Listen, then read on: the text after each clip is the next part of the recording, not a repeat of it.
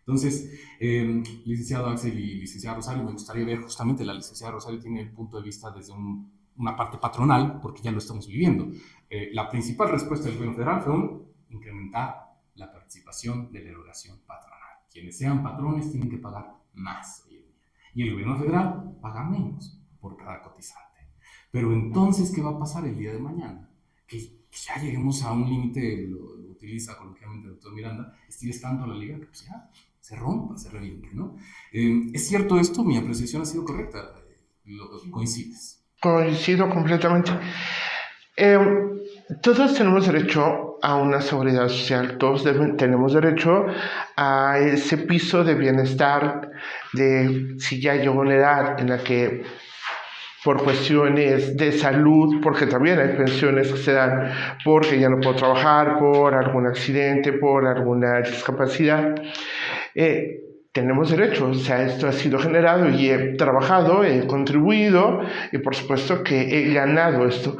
Pero como patrón, el establecerles esta carga y que, o sea, es simpático el asunto, porque en efecto una de las formas en las que podemos empezar a llenar otra vez las arcas es aumentando las aportaciones. Y como en este caso el patrón es quien tiene la obligación, bueno, pues a ti patrón de un 6.5 actual, desde hace 3 años empezó a subir y te voy subiendo cada año la carga patronal que tú debes pagar por cada empleado que tienes, hasta que lleguemos a un 15 en el 2030. Y yo gobierno, si el empleado trabaja y gana un centavo arriba de 4 UMAS, porque ahí también se cambiaron unas cosas, yo solo lo pongo sobre la mesa, ya no hablamos aunque hablamos de un salario, lo que manejamos en importe son UMAS. Claro. Entonces, ahí hay algo que pues como que de repente brinca. Un centavo arriba de 4 UMAS, entonces el gobierno federal deja de aportar. ¿Y esto a qué nos lleva? O sea, porque aunque es un 1% lo que aporta el gobierno federal, le estás quitando esa carga se libera tal vez para pagar más pensiones no contributivas o hacer frente a otras situaciones que tiene obligación de atender el gobierno federal. ¿Qué tan justo puede llegar a ser? Porque para mi patrón, el hecho de que tú me estés imponiendo cada vez una carga tributaria mayor, me puede llevar a decir, es que ya no contrato, o contrato bajo circunstancias de pago diferentes, que no tenga yo que estar pagando o inscribiéndote en el Seguro Social porque no me dan las cuentas y o mantengo una empresa y te pago bajo esas circunstancias o mejor cierro porque no me da, la vida no me va a dar, los números no me dan para cubrir todas las obligaciones fiscales que tengo, no solamente la del pago de mis empleados. Entonces se van dando y podemos llegar, yo pienso, si no se atiende correctamente todo este fenómeno, que sí podemos llegar al punto en el que cada vez hayan menos empleadores, menos empresas, o bien que trabajen desde una informalidad o una secrecía porque no dan las cuentas. Sí, considero y de nuevo estoy a favor, todos tenemos derecho a una seguridad social y a un bienestar, todos.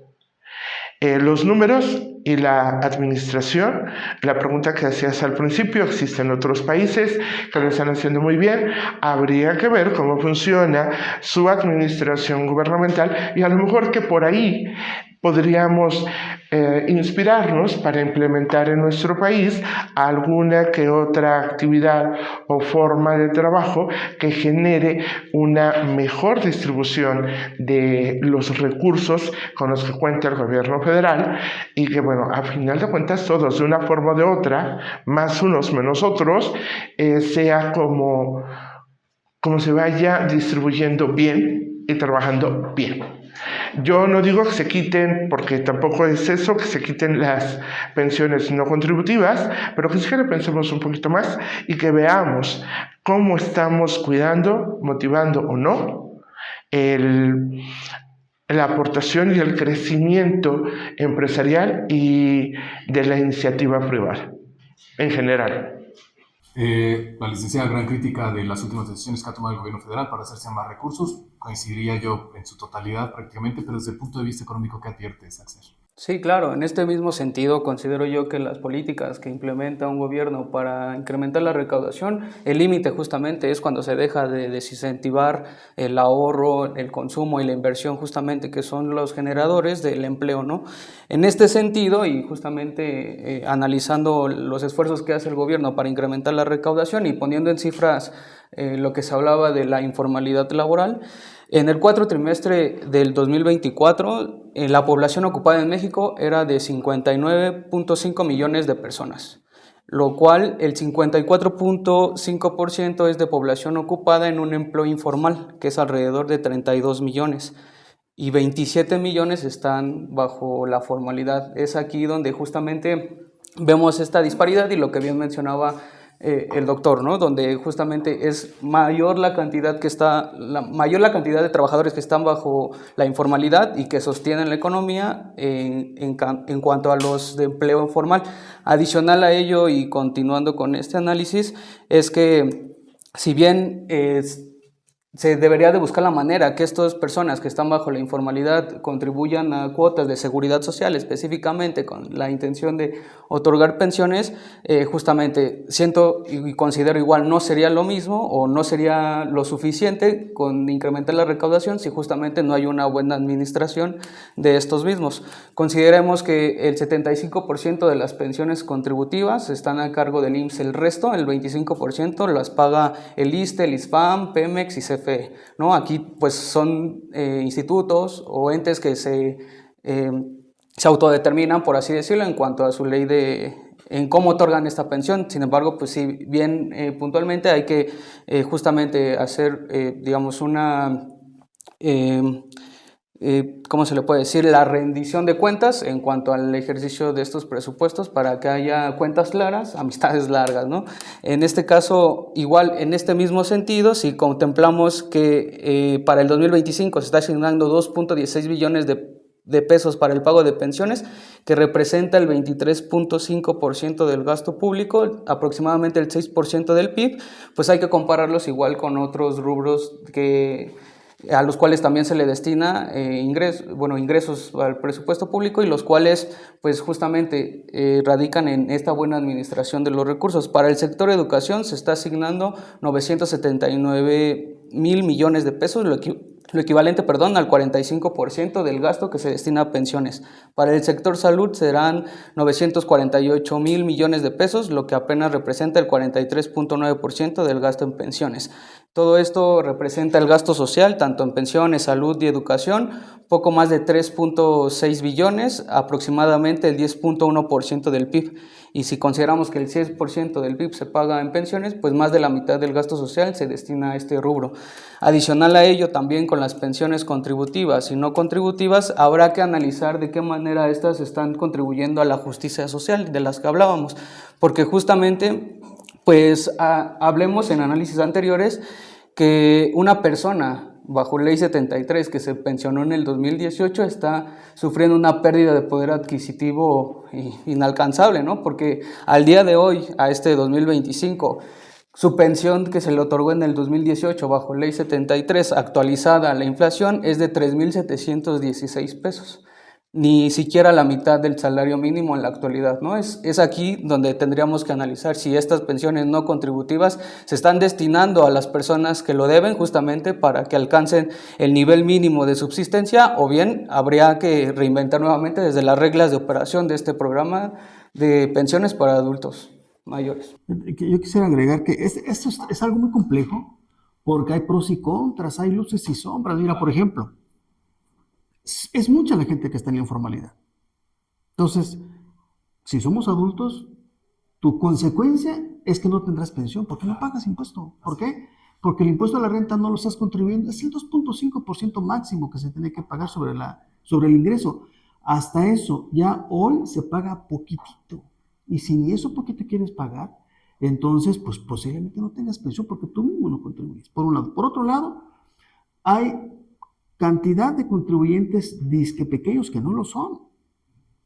Son gentes que manejan millones de pesos en efectivo. Sí, que está en sus diluido. operaciones. Entonces, ahí hay otra parte que nos está perjudicando. Pensiones no contributivas. Es cierto, todos tenemos derecho a una pensión, pero no puede ser que Armando Galván tenga una pensión del Seguro Social y que después pretenda la pensión de la 65 años. Tengo dos. Si yo tomo esa pensión, le quito la oportunidad a otro que lo necesite. Por ejemplo, el gobierno del estado de Michoacán tiene doble pensión, Seguro Social y la de gobierno. Conozco personas que son del magisterio y tienen hasta 3 pensiones por 13 puestos que desempeñan. Entonces, está tan distorsionado que está muy inequitativo.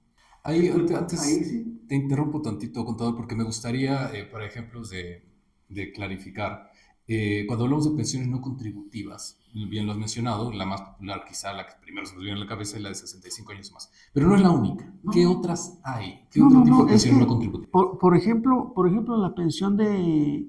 A ver, un discapacitado es evidente que necesita ayuda. Una persona, claro, que Está en las condiciones que esté, porque no se puede valer por sí mismo. Por ejemplo, creo que va a salir una, o salió una que se le va a dar a las amas de casa. Es innegable el rol de una ama de casa en un hogar, pero no por eso vas a agregar una pensión, en mi opinión, porque tiene un sostén en la casa que es el marido y prevé o provee todas las necesidades. de forma tradicional. Habría que ver, o quizá yo me conformaría con decir, bueno, no tengas dos, ya con que tengas uno es suficiente, seas quien seas, pero no acumules. Hay gente que cobra varias pensiones. Y por último, ¿en qué cabeza cabe que aspiremos a una gran pensión si yo como trabajador aporto solamente el 1.125% de mi salario? Ni en brujería se puede hacer eso. Entonces, ¿quieres una buena pensión? Apórtale. ¿Cuánto aportan los europeos? Entre el 12 y el 18% de su salario. ¿Y tú quieres tener lo mismo con un 1.25%? ¿Le echas la culpa al gobierno? Claro. No. Completamente de acuerdo. Licenciado Rosario, es un gran dilema moral el que está planteando el contador Armando. Yo lo refería en participaciones pasadas, fuera del aire. Muy sonado últimamente una situación de un legislador por allí que fue a pedir, porque así lo considera su derecho, una pensión de 65 años o más. Más aparte, bueno, pues él siendo legislador, pues tiene por supuesto su ingreso seguro, ¿no? Entonces, primer dilema. Pero pues también un segundo dilema, el tema de las personas, hay que aumentarlo, ¿no? Para que el dilema lo pueda responder la licenciada Rosario. Personas que tienen desde luz y fuerza una gran pensión, pero gran pensión, estamos hablando de doble dígito, cuando menos, ¿no? Y grandes dígitos. Más aparte la del Seguro Social, más aparte la de 65 años que ya les toca, y todos son su derecho. Entonces, dilema moral planteado me parece muy interesante por el contador Armando. ¿Qué piensas? Justicia social y la moral de cada quien, lo que cada quien considera que es correcto y no es correcto o no es correcto. Armando lo comentaba y muy bien, o sea, si ya tengo yo una pensión, de verdad yo necesito la otra. O sea, a veces es que aquí ya estamos planteando historias y temas de moral y esto, y si nos vamos por esa parte, yo te digo, es de cada uno cómo tenemos jerarquizados nuestros valores, y por otro lado, ¿qué tan digno es para una persona el estar estirando la mano, porque es así, ir a cobrar, y pues no me lo merezco, y pues si me lo van a dar, aprovecho? Ese tipo de argumentos que en ocasiones escuchas, y son válidos, está bien, yo respeto. Sin embargo, si fuese Rosario, o sea, a mí dame trabajo, quiero trabajar, quiero ganármelo. ¿Cuántas personas hay, en contrario al ejemplo que tú mencionaste, de quien gana y gana muy bien? Yo digo, debiéramos a veces revisar cuánto trabajas, cuánto ganas. Eso también es justicia, pienso. Pero, bueno, es mi derecho, sí es tu derecho. Sea justo, esa es una historia diferente. Pero si yo trabajo y yo gano y necesito más, pues que sí me encantaría y mucho que pudiera tener acceso a una nueva forma de ingreso.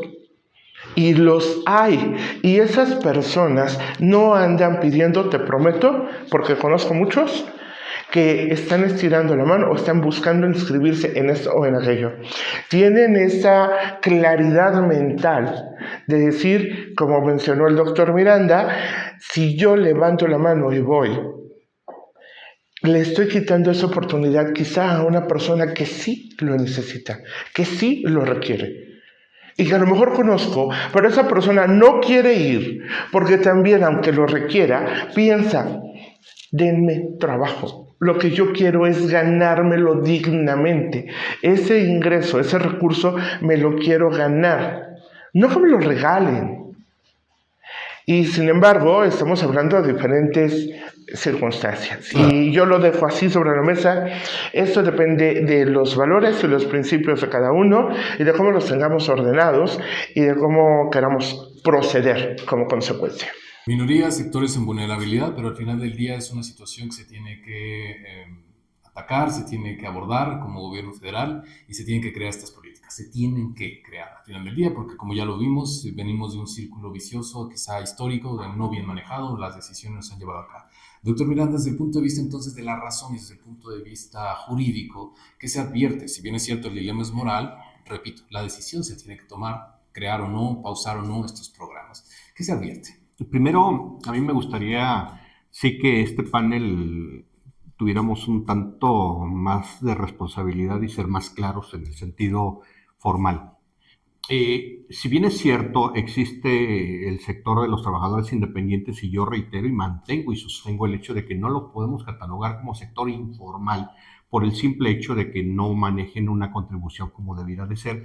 Eso no quiere decir que no aporten al ingreso del Producto Interno Bruto del país. Verbigracia, veamos hacia el exterior todos los trabajadores que salen del país y que se van a trabajar de manera legal o ilegal a los Estados Unidos, mandan remesas que al final no son generados en cuanto a ingreso en México, pero que sí benefician increíblemente para la aportación del gasto público. Gran pilar de la economía. Indudablemente. Y por otro lado, el hecho de que, si bien es cierto, considerando la aportación de la licenciada Rosario, aquellos trabajadores que pueden ser no justos, pero sí es legal, por el simple hecho de que, a ver, espérame tantito, yo ya estoy día cobrando tal vez 2, 3 o 4 pensiones, sin embargo, si nosotros hacemos un análisis histórico, vemos que son personas que en su momento trabajaron en 2, 3 o 4 empleos a la vez, que les permitieron ir generando esos derechos. Verbigracia, tenemos el caso de los maestros y tocaste acertadamente el caso de los trabajadores de la extinta Compañía de Luz.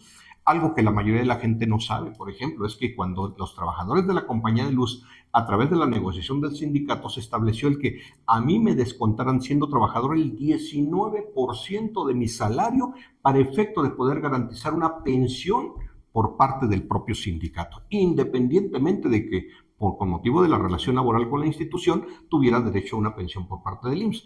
Si paralelo a ello yo trabajaba de 9 a 3 de la tarde, pero además prestaba un servicio en el sector público, se me ocurre tal vez en alguna escuela o a través de otro patrón, también tendría yo derecho, ¿por qué no?, a recibir una tercera pensión. Y paralelo a ello, además, ahora la que nos otorga el gobierno federal con motivo de la edad.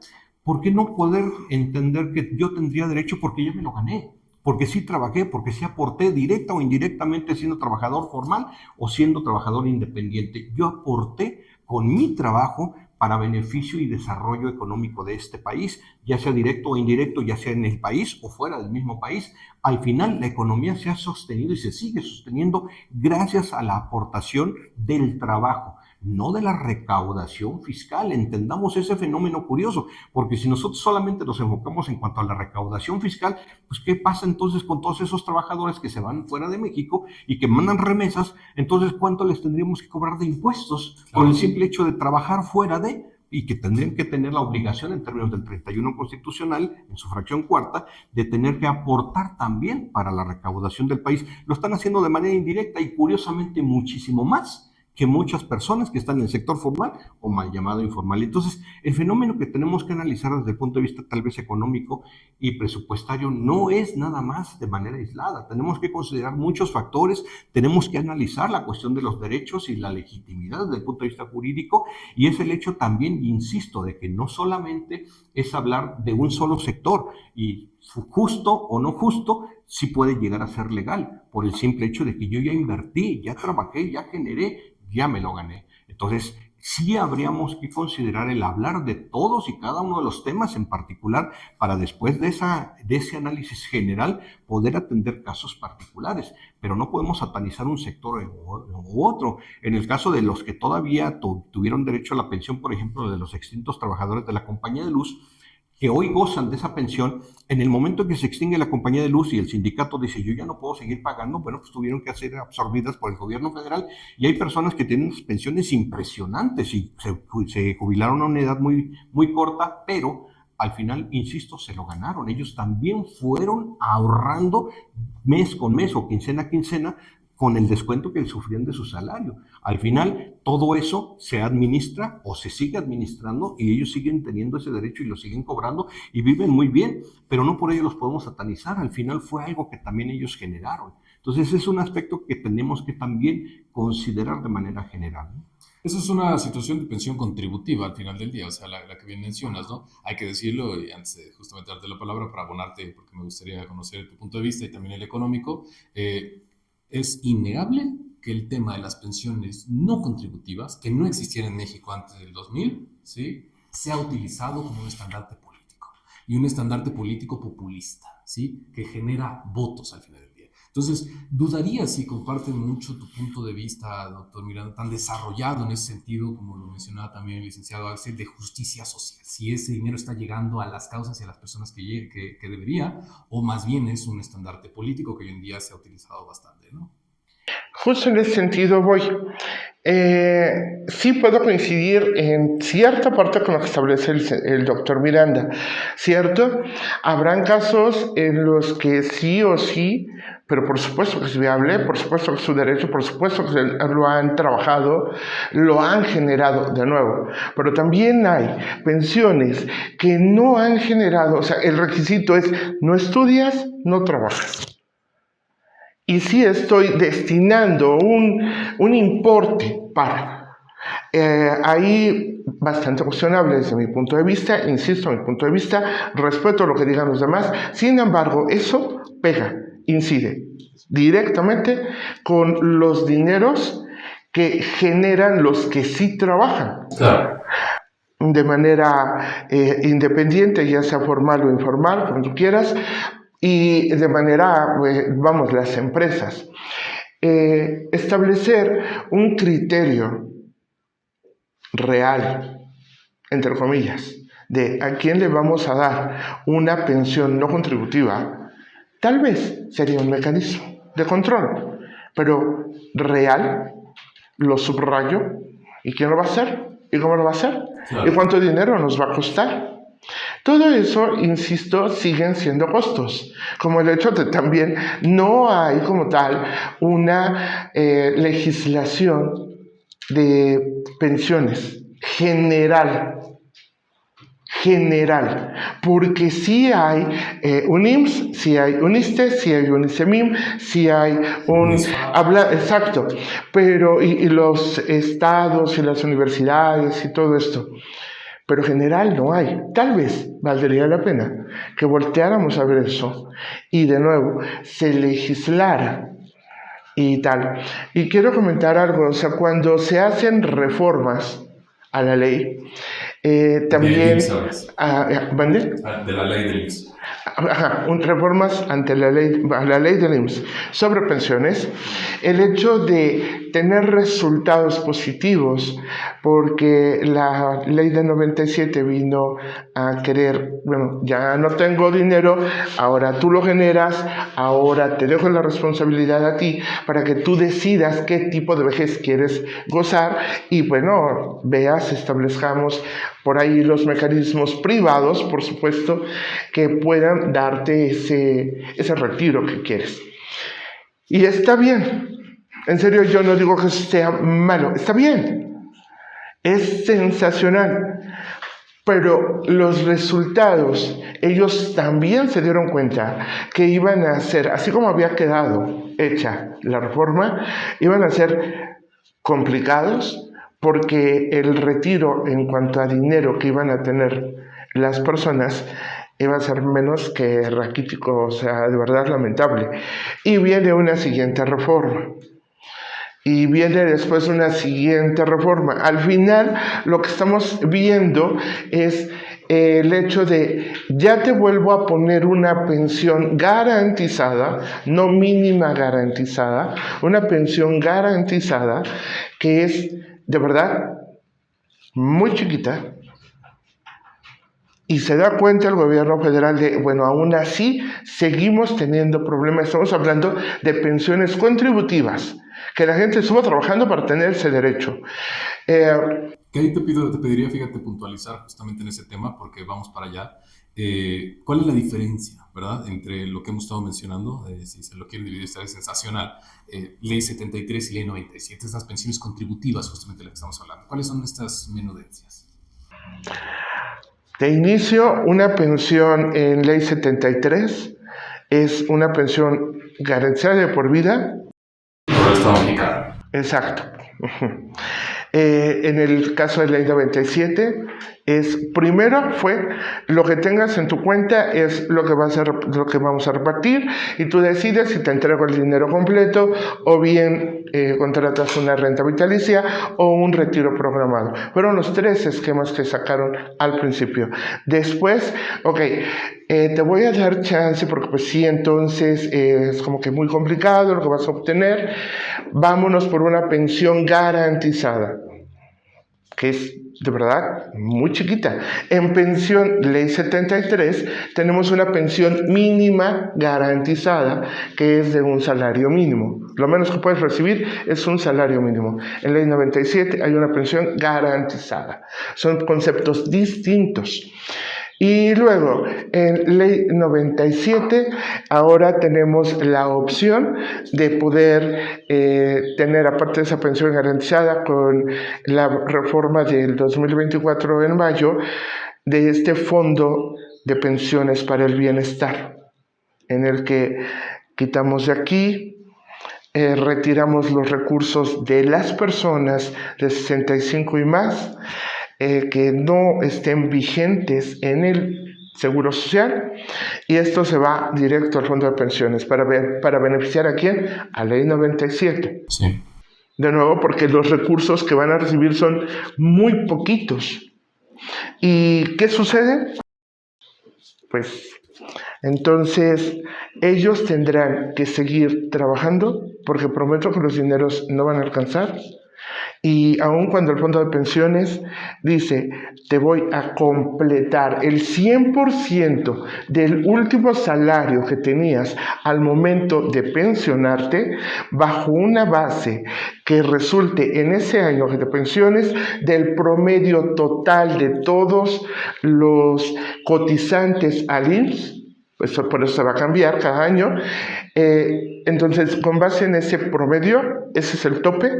Si yo recibí como pensión 10,000 pesos y mi último salario era de 15, pues me van a completar 5,000 pesos. No me van a dar el máximo que sea en ese momento. Claro.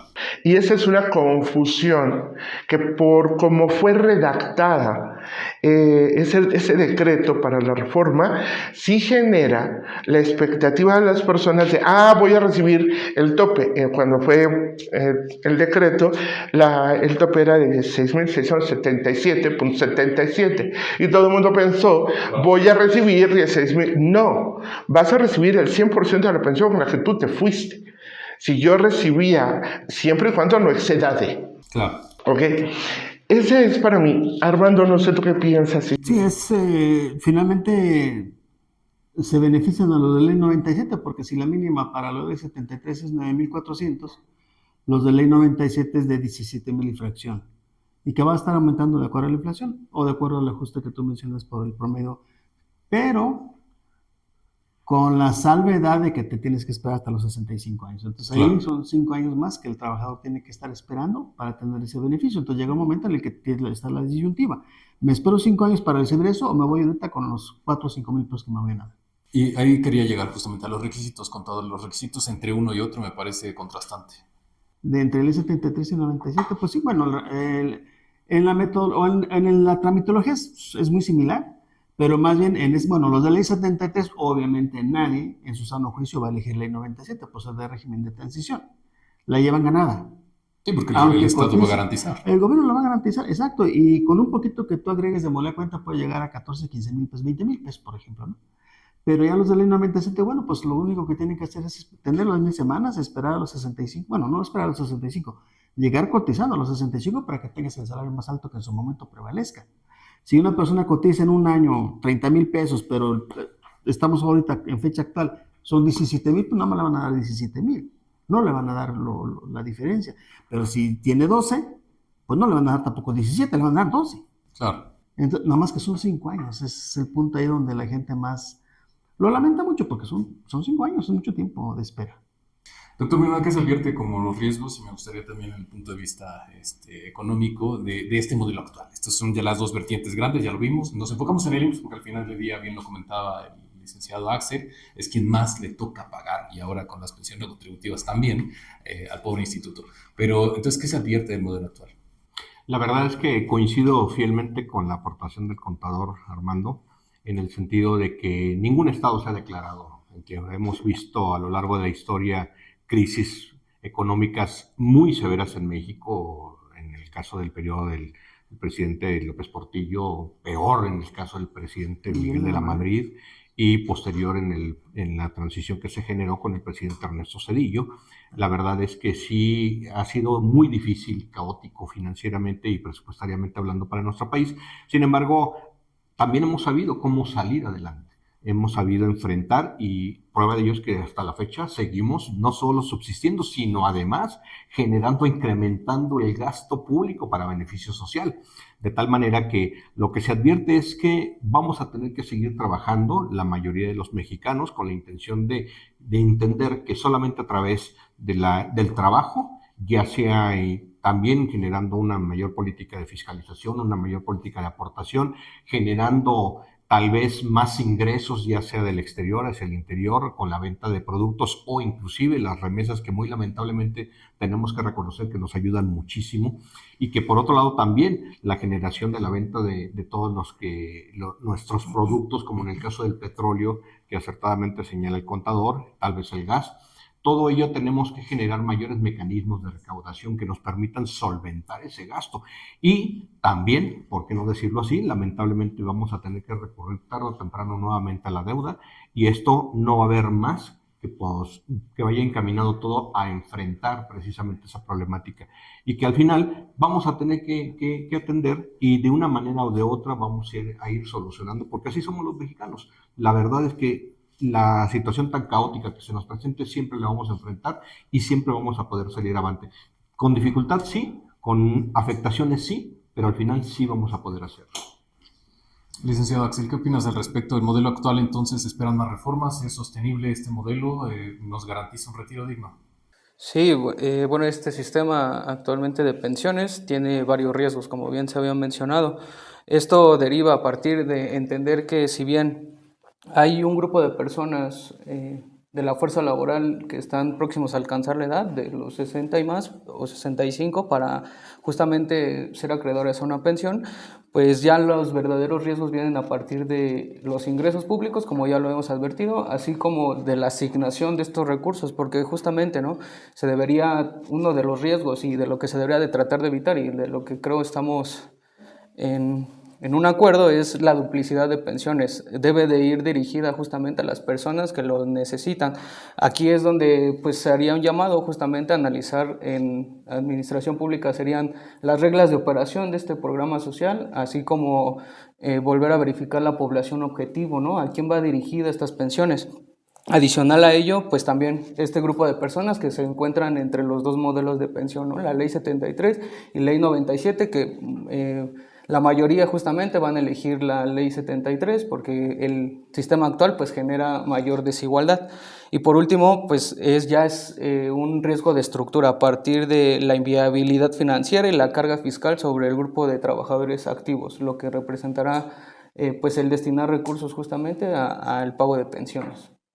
Licenciada Kimberly, tú comentabas hace poco en tu intervención pasada el piso mínimo del bienestar, este concepto en el que quiero yo saber exactamente a qué te refieres cuando hablamos de esto y qué tiene que ver con esta política del sistema de pensiones actual y sobre todo, repito, si esperamos más reformas en nuestra ley del IMSS para alcanzar esta situación.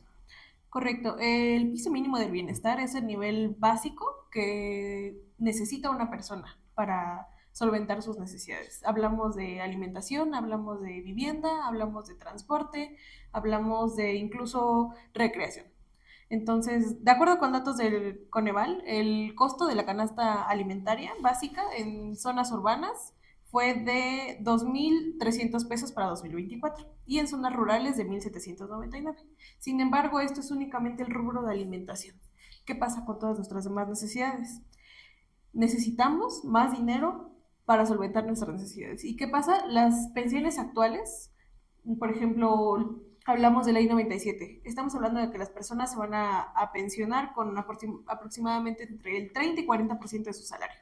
Y esto no garantiza un piso mínimo de bienestar para las personas. Entonces, hablamos, por otro lado, de pensiones no contributivas, la famosa del bienestar para todos los adultos mayores. Son 6,000 pesos bimestrales, entonces hablamos de que son 3,000 pesos mensuales, ¿no?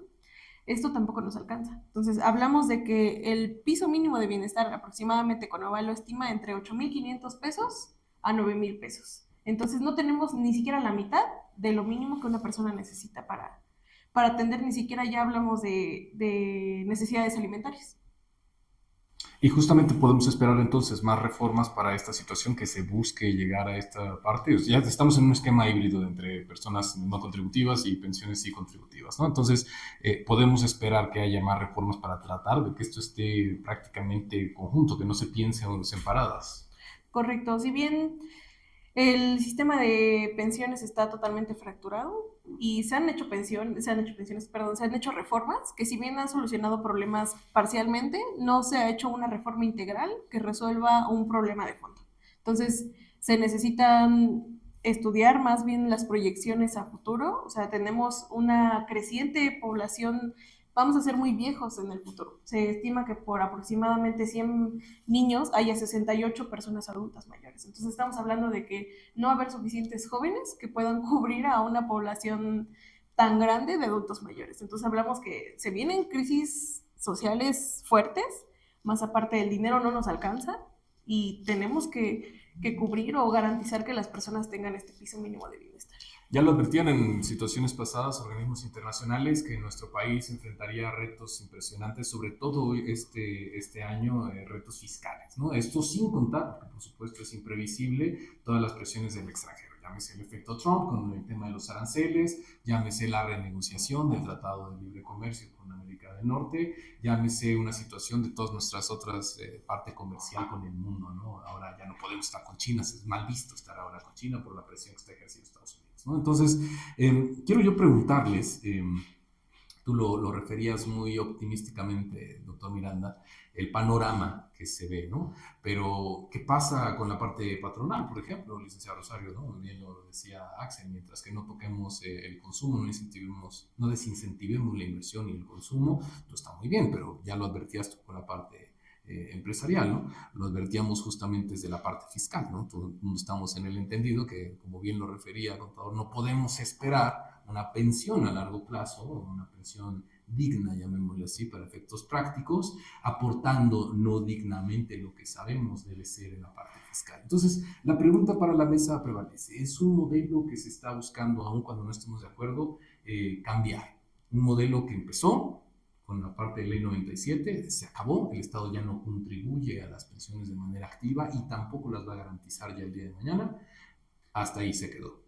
Y las reformas que han estado resultando de todo esto han sido modificaciones, parches, si así lo queremos ver, inclusive, a lo mejor no del todo bien hechos, pero sí con esta situación de creatividad de dónde sacamos más recaudación y cómo garantizamos el modelo sostenible. ¿Es entonces sostenible? ¿Qué les parece? A mí me gustaría analizar ese punto y ser un poquito más claro. El hecho de que, primero, retomando el tema de la licenciada y el licenciado Axel acerca del qué tan conveniente es hacer una revaloración en cuanto a una aportación por pensiones no contributivas para el sector social de manera general, sin hacer la consideración o la división de lo merecen o no lo merecen, es justo o no es justo, afecta o no al gasto público. Sin embargo, atendiendo y de manera acertada a lo que comenta la licenciada desde el punto de vista de lo mínimo necesario para subsistir de manera decorosa. Vemos que con las pensiones no contributivas no logramos llegar a ese tope o ese mínimo. Vemos que con inclusive personas ya pensionadas con pensiones mínimas básicas o mínimas garantizadas, tanto ley 73 como ley 97, no alcanzan ese monto. Sin embargo, cuando las sumamos, medio alcanzan a cubrir lo necesario para poder subsistir, en razón de lo cual sí tendremos que considerar que todo aquello que vaya encaminado a una reforma o alguna modificación tendría que ser también considerado no solo desde el punto de vista justo o jurídico, sino desde el punto de vista económico en cuanto a necesidad como población, porque al no darles la garantía de tener un ingreso que les permita subsistir bajo el tope mínimo que ya está establecido y que no solo es a través de una consideración nacional, sino además internacional, tanto en zonas urbanas como en zonas no urbanas, sí es el hecho de considerar que es una cantidad que tiene que ser sí o sí garantizada. Toda aquella reforma que hagamos y que no tienda a garantizar eso, nos va a generar un efecto contrario, nos va a generar un efecto de afectación social que a la larga va a repercutir también. Y yo insisto, ¿qué mecanismo podemos implementar con la intención de que también sea considerado todo ese fenómeno? No podemos de manera independiente y de manera aislada solamente considerar una aportación o una consideración y una aplicación por parte de un actuar estatal. Vemos que hoy por hoy están justificadas precisamente esas pensiones no contributivas. En cuanto al monto, traen de fondo un análisis y un estudio que va encaminado no solo al efecto político con la intención de la compra o tal vez manipulación en cuanto a votos, sino más aún va respaldado en cuanto a una necesidad real. Yo me preocuparía, por ejemplo, si vamos a hablar de justicia social, ¿qué pasa con todos aquellos trabajadores mexicanos que se fueron al exterior y si un día regresan y si un día le dicen al Estado mexicano, oye, es justo que si yo participé mandándote remesas, ahora yo quiero que tú también respondas respecto de mí? Hablamos de una cantidad millonaria de personas que están trabajando allá, pero que lo curioso es que ni son de allá ni son de aquí, porque aquí no están generando ningún derecho y cuando están allá tampoco, porque están de manera ilegal. Entonces son cuestiones que no analizamos de manera general y que desde el punto de vista de justicia social sí tenemos que atender, porque al final es un fenómeno social que es latente para nosotros como Estado-nación. Partiendo del principio de la necesidad básica y de las cifras, tenemos que garantizar ese importe para todos los mexicanos, que al final, contributivo o no contributivo, sumado o no sumado, generado o no generado desde el punto de vista pudiera ser muy, muy discutible, la realidad es que como mexicanos llegando a cierta edad, sí o sí necesitamos. Correcto. Entonces, ¿existen otros mecanismos que yo pudiera considerar como ciudadano, licenciada Rosario? Me gustaría abordarlo desde el punto de vista como ciudadano, en el que, digo, sé que tengo que pagar impuestos, al final del día ya los pago, sé que abrir un negocio es complicado, pero me interesa justamente el tema de la seguridad social, ¿no? O sea, es un punto del retiro digno. Ya no voy a hacer ley 73, ya lo dijimos, quien en su sano juicio o mal informado, aún con el menor de los temas, diría no quiero una ley 73. Todo el mundo al final del día creo que es el punto. Pero entonces, ¿existe alguna otra situación en la que yo pudiera de manera sostenible hoy en día con el 97 garantizar y cotizar? Sí, claro que hay planes privados de retiro, hay que informarse, las nuevas generaciones tienen esa posibilidad enorme en sus manos de poder decidir a qué edad, cómo se quieren ir, cuánto quieren tener mensualmente y demás. Son proyecciones financieras, es acercarse a ese mundo para saber ellos cuánto es lo que deben destinar mensualmente que les permita, mediante esa proyección, saber que van a recibir y garantizado, hay que leer contratos y todo este tipo de cosas, que les garantice ese retiro. O sea, sí, existen, por supuesto que existen. Lo que yo recomendaría es, sí debemos trabajar mucho para que como mandantes exijamos a nuestros mandatarios ese buen cumplir de las labores que tienen en cada una de las áreas que permitan ese crecimiento en México de manera que sea sostenible y que les permita a las nuevas, de las futuras generaciones, tener una vida digna, una vida plena, con un trabajo puntual que haga que ellos tengan una condición de vida diferente a la que tenemos en este momento. Pero por otro lado, quiero aquí puntualizar algunas cosas que comentó el doctor Miranda. Una de ellas es migrantes y remesas. Sí, pero consideremos que la política de Trump y el hecho porque la mayoría de los migrantes, la mayoría, han estado en Estados Unidos y desde allá mandan sus remesas. Si cada año, de todas maneras, desde muchas administraciones pasadas, fueron regresados masivamente, en esta, o sea, es un hecho que el punto es que se vayan todos. Claro. Es complicado, las remesas van a bajar, y van a bajar considerablemente este año. En el caso de que se abriera en Estados Unidos necesito esa mano de obra por las características económicas, sociales y productivas que a mí Estados Unidos me representa, abrir programas diferentes que permita que vengan, pero de manera legal, pues padrísimo, pero habrá que ver bajo qué condiciones de paga se pudieran abrir. Todo eso habría que checar, porque a lo mejor hasta les dan seguridad social allá y por supuesto que les conviene, tal vez, quiero pensar, tal vez les podría convenir más, tal vez no, pero la mayoría de los mexicanos que se van buscan que su familia aquí esté mejor.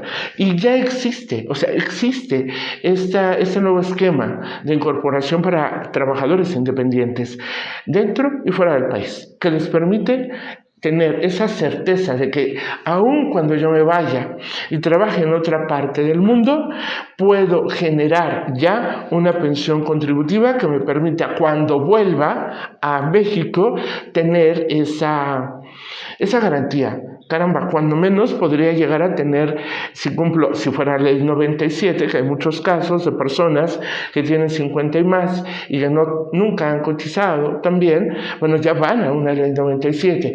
Bueno, si tienen 50, a lo mejor llegan a los 70, ¿por qué no? Y garantizan cuando menos una atención médica. ¿Ok? Esas son las cosas que deberíamos sí también analizar muy puntualmente. Y yo insisto, sí, yo soy partidaria de que se haga una legislación general en materia de pensiones, que aplique a todos y tomemos en cuenta que también el sector privado, en el caso, por ejemplo, de una compañía de luz, estaríamos, y de otros, porque todavía hay las menos, pero existen todavía empresas que que jubilan, en este caso, jubilan ellos a sus empleados. Ese es un derecho de ellos. Las normas las han puesto los empresarios. Ellos dijeron a los tantos años de servicio, tengas la edad que tengas, yo te pensiono y te vas. Y no solamente eso, les seguían pagando con su salario sus derechos ante el Seguro Social y eso les permitía una segunda pensión.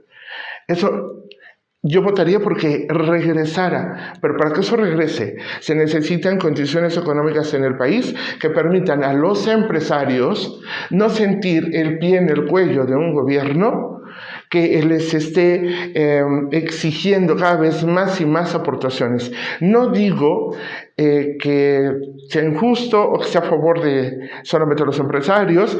Insisto, lo justo.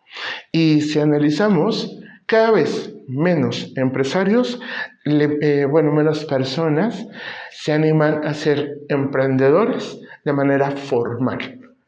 Estamos generando les comentaba, ese emprendo, pero en lo obscurito, emprendo, pero de manera por debajo de la mesa, por debajo del tapete, todo en efectivo, y tal vez habría sí que analizar desde mi punto de vista cómo estamos haciendo las cosas en materia gubernamental, porque ellos como mandatarios de nosotros se deben a nosotros, y sí considero que sería bueno que le dieran una buena revisada para que no, el día de mañana, pudiera generarse una revuelta social, porque pensiones contributivas y no contributivas pudieran no ser pagadas, ¿no?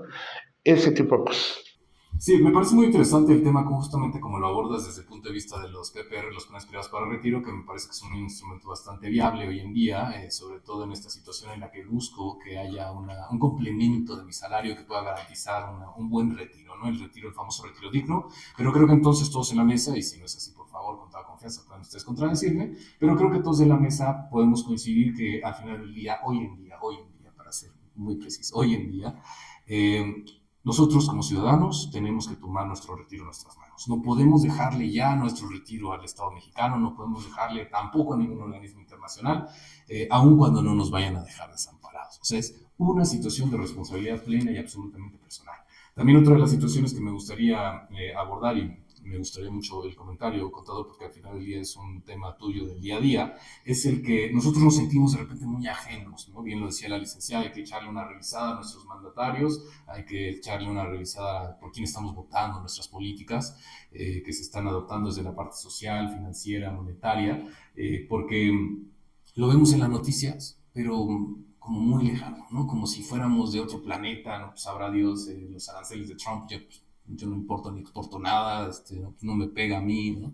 Qué bueno que se esté subiendo el salario mínimo, pero pues a mí no me subieron nada en el trabajo, ¿no? Entonces, digo, como que parecieran fenómenos muy alejados, ¿no? Entonces, ¿cuáles serían las recomendaciones puntuales, ¿no? Ya lo decía la licenciada a nivel macro, pero a nivel micro, ¿cuáles serían las recomendaciones puntuales que tú puedes advertir en estas condiciones que estamos viviendo para una persona que quiere un retiro digno?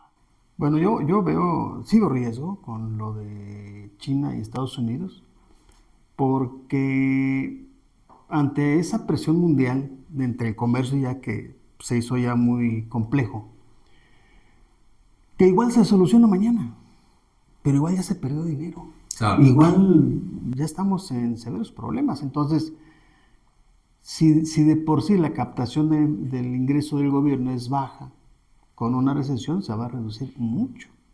Y al haber una recesión, entonces tal vez los conceptos del gasto público se tengan que recortar. No creo que se recorte el gasto social por la filosofía de los gobernantes actuales, pero a lo mejor sí echan mano de préstamos que no han querido hacer, o ahorcar más en la parte fiscal.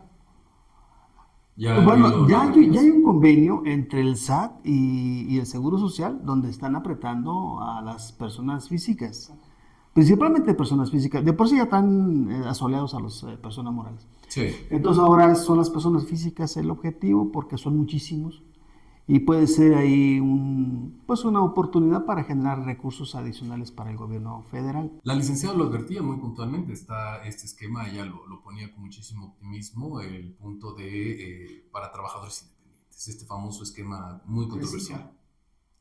¿Es viable? ¿No es tan viable? Digo, ella lo advertía, inclusive para los migrantes, lo decía, es algo muy bueno, cuando menos les garantiza la parte médica, entonces pareciera que es la opción. Sí, bueno, pues a ver, pareciera que es la opción, pero en mi opinión no lo es, porque de acuerdo al reglamento del Seguro Social, la afiliación, pues hay enfermedades que nunca se te van a atender por ese régimen. Hay otras que se te van a condicionar y curiosamente las que se te van a atender, muchas de esas son las típicas de la persona adulta mayor. Entonces, pues sí se ayuda, por supuesto, te sientes mal, van y te atienden, ¿no? Pero quizá caigas en esas y te digan, pues no te lo puedo atender. hay la posibilidad que se te atiendan, pero la gente poco lo sabe. Si sales de una relación laboral subordinada, luego contrátalo para que no pierdas en esas famosas 8 semanas, no pierdas el derecho de ser recibido sin condición alguna. Entonces, en el aspecto de salud, pues es mejor, aunque sea puedes tener ese, que no tener nada. Yo diría más bien buscar una participación, por ejemplo, en una sociedad cooperativa, donde sí tienes garantizado el servicio social, el servicio médico, perdón, al 100%. Pero no nada más eso, nosotros como mexicanos, en lo personal yo tengo que revisar mi gasto, porque por si hay recesión, a lo mejor voy a tener que buscar cómo ahorrar o cómo no gastar en gastos que no necesito. Entonces, si nosotros, por ejemplo, los que están en moneda 40, que están pagando cantidades de 10,000 pesos, 9,000 pesos, de repente mañana los despiden del empleo, las ventas se bajan, ¿qué van a hacer? Ya no van a poder seguir con la modalidad 40. Les va a perjudicar. Los que van a entrar, yo hice un programa al respecto, los que van a entrar no entren a la modalidad 40. No, ahorita no. Espérate que pase esto. Porque si entras muy valiente a 25 UMAS y eso se pone peor, ¿cómo vas a seguir pagando? Lamentablemente la modalidad 40 tiene un punto de no retorno cuando no puedes pagar. Claro. Lo que sí tiene la modalidad, esa es la otra opción, puede ser la modalidad, es échale tope y cuando ves que se te complica, pues bájale y luego súbele, ahí sí se puede. Pero tiene un costo del 38% más caro que la modalidad 40, entonces pudiera no ser viable. Entonces, pues estamos en incertidumbre y cada caso es diferente, pero en mi opinión es gasta menos, ahorra lo que puedas y no tomes decisiones precipitadas que le peguen a tu liquidez, pero además cuida tu empleo. Que si la empresa cierra, no sea por ti. Que seas eficiente, que seas productivo, que cumplas, porque debes cuidar tu fuente de empleo ahorita. Que ahí, licenciado Axel, me gusta mucho acotar el tema, porque hay que decir algo. Si bien es cierto, tengo que cuidar para mi retiro digno, bien lo advertíamos con el contador Armando, y están los mecanismos que me parecen bastante viables, y efectivamente un PPR, una sociedad cooperativa debidamente constituida, donde se establezca justamente todos los beneficios, pero no sentirnos ajenos a la parte fiscal, porque aún siendo pensionados, vamos a seguir aportando el tema fiscal. Correcto. Sí, una vez una persona pensionada también tiene que contribuir al presupuesto público y por ende realizar sus obligaciones fiscales. Particularmente un pensionado, las obligaciones fiscales emanan a partir de rendir tu declaración anual, por ejemplo, donde el Servicio de Administración Tributaria nos indica que para rendir la declaración anual se tiene que presentar a partir de si tu ingreso por la pensión acumulas más de 400,000 pesos anuales. Sin embargo, también, hay normatividad que continúa diciendo a partir de que si bien no vas a recibir o tu tope no son 400,000 pesos anuales, sí hay casos en los cuales sí se tiene que rendir la declaración anual independientemente de estos ingresos. La primera opción es cuando sus ingresos anuales por una pensión superan los 400,000 pesos, cuando se reciben ingresos de 2 o más pensiones simultáneamente, aunque estas no superen los 400,000 pesos, si se reciben ingresos por concepto de 2 o más pensiones de diferentes instituciones, entendiendo que serían ingresos por 2 o más patrones, así como si se está presentando o se realiza alguna actividad de arrendamiento o actividad empresarial adicional a estos ingresos por la pensión, y si se perciben ingresos adicionales por sueldos o salarios, dividendos u otras actividades económicas. En estos casos, sí o sí se está obligado a rendir la declaración anual. Adicional a ello, otra obligación que tienen los pensionados es el pago del impuesto sobre la renta, el pago del ISR, donde nos indica que cualquier forma de retiro proveniente de las cuentas de retiro, cesantía en edad avanzada y vejez, de las cuales estipula la ley del Seguro Social, pagarán el impuesto sobre la renta por un monto excedente a las 15 veces el valor de la unidad de medida y actualización, que para este 2025 la UMA se encuentra en 113.14 pesos, es decir, que una persona está obligada al pago del ISR si recibe el monto de su pensión por un monto mayor a 51,591.9 pesos. Sin embargo, esta es la parte exenta, es decir, el ISR se estaría pagando a partir de tener la diferencia o de estar percibiendo ingresos por pensiones mayores a este monto. Es decir, si por ejemplo una persona que recibe una pensión o bien por concepto de 2 pensiones, 60,000 pesos, de primer momento está obligada a presentar su declaración anual porque está percibiendo 2 pensiones. Adicional a ello, es sujeto de pagar el impuesto sobre la renta por el monto de la diferencia de 51,000 hacia 60,000 pesos, que sería el ISR de 8,408.10 pesos. Esto si se está percibiendo el pago de pensión de manera mensual. Si el monto que se acumula para el pago de tu pensión quieres que te lo entreguen en una sola exhibición, también está sujeto al pago del ISR por un monto exento de 3,716,000. Es decir, si tú no quieres rentar o contratar, una renta vitalicia para que de manera mensual se te pague tu pensión y tú quieres que se te entreguen todos los recursos en una sola exhibición, el monto que se tiene que pagar, si por ejemplo te otorgan 4 millones, se tendría que pagar ISR por la diferencia de 283,351 pesos. Estas son las obligaciones de cualquier persona pensionada tiene que cumplir en cuanto al servicio de administración tributaria. Adicional a ello, pues al presentar la declaración anual y ser sujeto del pago del ISR, también tiene derecho a deducciones personales, como cualquier persona física. Pero no hay mucho campo ahí, licenciada Kimberly. De hecho, pues las deducciones personales representan un gran beneficio, particularmente para pensionados, jubilados y personas en etapa de retiro. ¿Por qué? Porque esto ayuda a que ellos puedan disminuir su base gravable. Entonces, si tú tienes que pagar impuestos, puedes aplicar una deducción personal y de esta forma, pues pagas menos impuestos. Estas deducciones son muchas, por mencionar algunas, pueden ser pagos de honorarios a enfermeras, servicios dentales, servicios profesionales en materia de psicología. Tenemos gastos hospitalarios, tenemos adquisición de lentes ópticos graduados hasta por 2,500 pesos. Sin embargo, para estas deducciones personales hay requisitos y radican particularmente en la forma de pago. Estas deducciones tienen que ser pagadas directamente desde cuentas aperturadas a nombre del contribuyente. Pueden ser tarjetas de crédito, débito, servicios o transferencias de fondos electrónicas, ¿no? Incluso estas deducciones son un gran beneficio porque pueden ser aplicadas también para el cónyuge o la cónyuge del contribuyente, así como familiares de forma ascendente o descendiente en línea recta. Hay un tope para estas deducciones y es hasta el 15% de sus ingresos acumulables. O puede ser también lo que viene siendo 5 veces el valor de la UVA.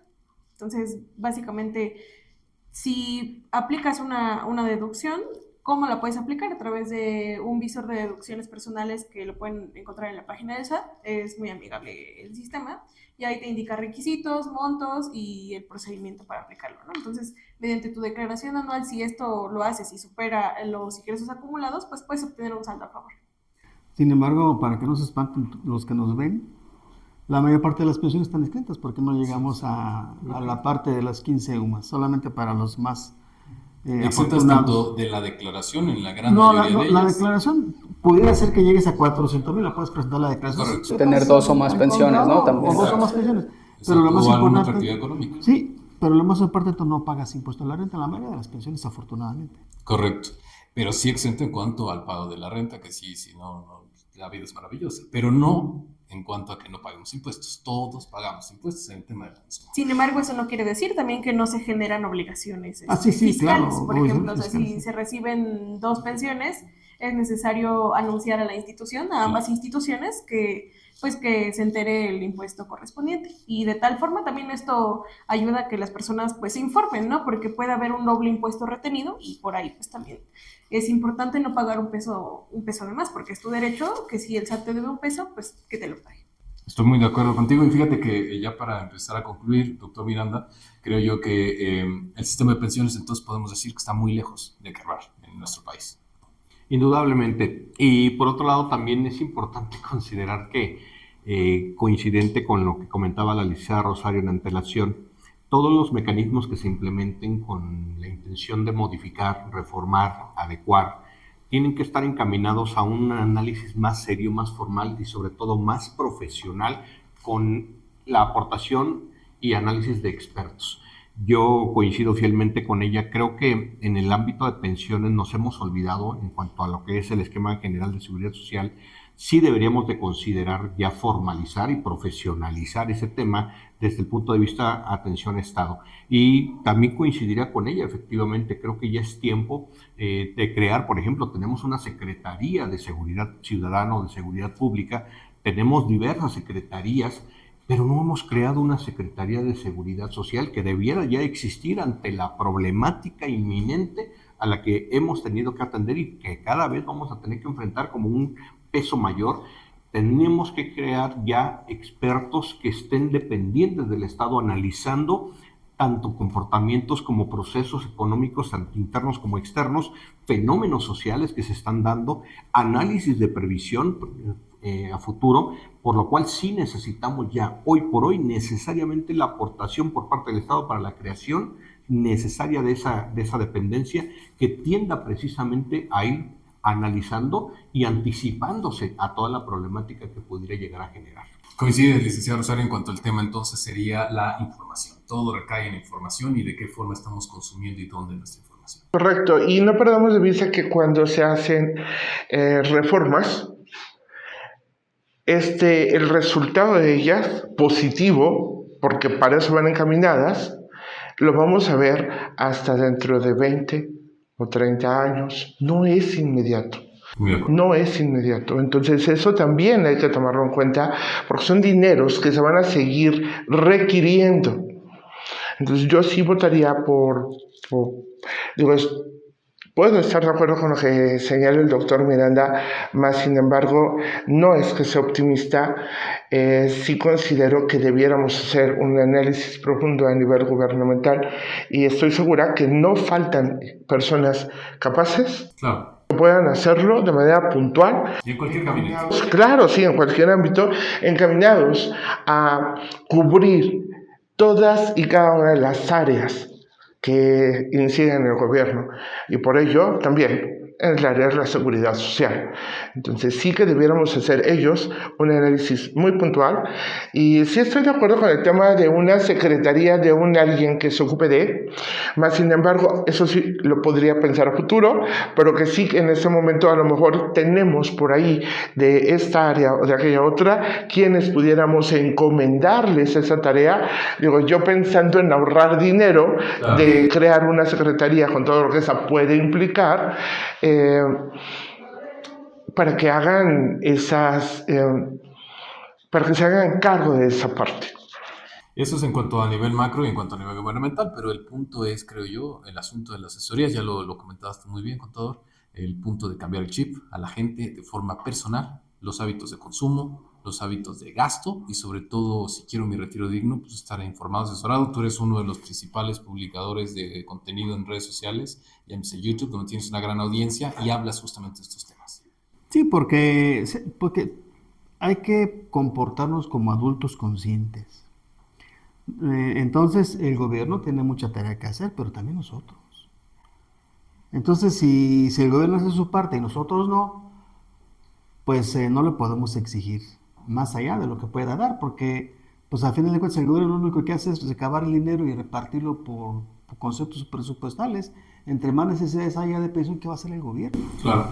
Quien se supone que en esencia, quien genera la riqueza, pues es los contribuyentes, los ciudadanos, en el pago de cualquier tipo de impuesto, el que sea. De ahí viene mayoritariamente el dinero. Entonces, si ese dinero no llega, o si yo como trabajador sí tengo ingresos, pero no incremento el hábito del ahorro, o no incremento el 1.125, si yo me voy habituando a ahorrar el 15, el 20%, 18% de mi salario, ¿qué va a pasar? Me voy a adaptar es como los domiciliados. Me llega el dinero, me lo quitan, ya no lo tengo. Me tengo que adaptar a lo que tengo. Claro. Y si eso se hace un hábito virtuoso, donde con el tiempo tú estás viviendo con lo que tú tienes y ya se te está descontando la parte que saber a tu ahorro. Tenemos que contribuir todos. Estoy muy de acuerdo y sobre todo, como usted bien lo sabe, en casa ya ha tenido un panorama completo, un panorama, me parece, integral desde distintas áreas, disciplinas, usted ya lo ha advertido, cómo es que no nos podemos sentir ajenos al final del día a lo que nosotros estamos viviendo en nuestro país en este momento y sobre todo por quién estamos votando, que hay que ser nosotros bastante críticos, pero también empezando, como bien comentábamos, desde casa. Entonces creo yo que toda la información ha sido bastante enriquecedora hoy en día. Y le invito como última reflexión, que ha sido un punto concluyente de toda la mesa, en cuanto a que sí se necesita la asesoría de forma permanente, diría yo, pero de un grupo de personas que se especialicen en todos estos temas en cuanto a seguridad social, que pocos son los que existen. Grupo Social Push justamente es uno de ellos. Le recomiendo que los cheque, los investigue, de lo cual nosotros, por supuesto, nos sentimos orgullosos de ser partícipe y de contar con grandes colaboradores. Entonces, la verdad es que creemos que sí, el punto está, como bien lo refería por ahí el doctor Miranda en sus fundamentos, en que nosotros como ciudadanos debemos tener una mayor participación y quitarle esa carga del Estado, que también es lo que al final ya hemos concluido. Pues no me resta más que agradecerle su participación y a usted en casa su sintonía, y nos vemos en la próxima emisión de nuestro programa Opinión Independiente. Muchas gracias.